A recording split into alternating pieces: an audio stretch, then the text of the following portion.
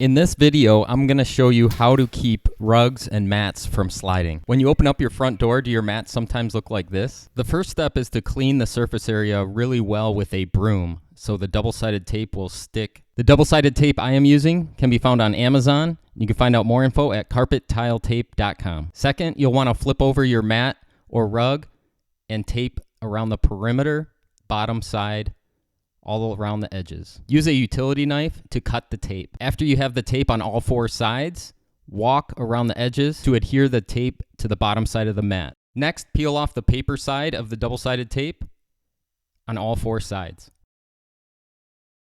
Place the rug exactly where you want it, press down, and then walk around the perimeter to adhere the rug to your surface. This double-sided carpet tape is very strong and your rug will not move. This double-sided carpet tape can be purchased on Amazon, and you can find out more info at carpettape.com.